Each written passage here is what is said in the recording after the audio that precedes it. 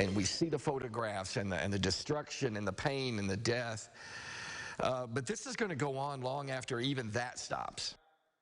A Champaign evangelist returned from a trip to Moldova this week. He says he went there to help his friends process the war in Ukraine and to try to keep moving on. Thanks for being here for your local news at 10. I'm Marley Capper. As Russia's invasion continues, many religious groups are finding ways to support Ukrainian citizens that are fleeing the country. One local church leader headed overseas. WCIA 3 Scarlett O'Hara joins us now. Scarlett, what was his experience like? He told me he mainly just wanted these refugees to know they didn't have to move on alone, especially because many were leaving behind family members. It was emotionally hard because these are my friends that this is happening to.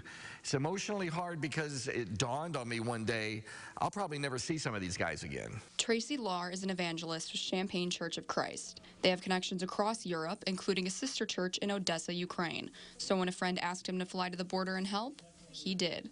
He called me and said, hey, I'm going. Do you want to go? And it took about that long. He said, absolutely, I'm there. Let's go. For about 10 days, he worked at the border of Moldova. He says his goal was to encourage and comfort his friends who've had to evacuate Ukraine. Some of them are just paralyzed. I can't even think about moving on. And I said, well, I don't want to force you, but, you may have to. So what do you think? Maybe we should start maybe a plan B or a plan C and pray it never happens. He heard many talk about leaving their husbands, brothers, and sons behind to fight.